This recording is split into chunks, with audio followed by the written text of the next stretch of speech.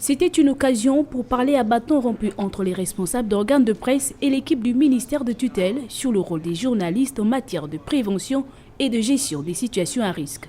Nous qui sommes des journalistes, ne s'en tenir uniquement qu'aux sources officielles, rien qu'à la source officielle, pour éviter de tomber dans les travers que nous voyons et que nous lisons au quotidien sur les réseaux sociaux et ce qui peut nous exposer parfois à des poursuites judiciaires.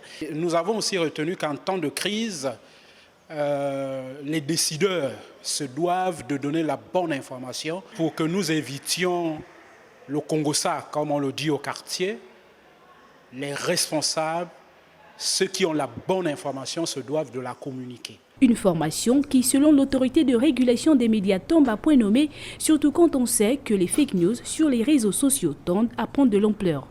Il est important que les journalistes prennent leurs responsabilités et comme le rappelle toujours le président de l'institution, M. Raphaël Tutumkoge, que l'information est comme un fusil chargé. Lorsque la balle est partie, malheureusement, elle ne peut pas être rattrapée. Ayant évoqué plusieurs difficultés dont sont victimes ces journalistes dans l'exercice de leur métier, plusieurs recommandations ont donc été formulées. Nous pouvons retenir par exemple le fait de la mutualisation des efforts entre les médias et les autres parties prenantes.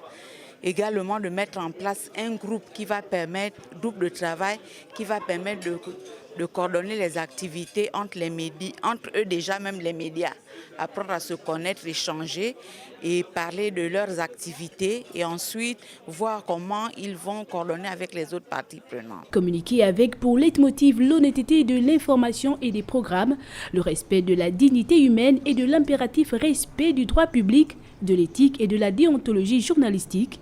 Voilà pour l'essentiel à retenir à l'issue de ce séminaire.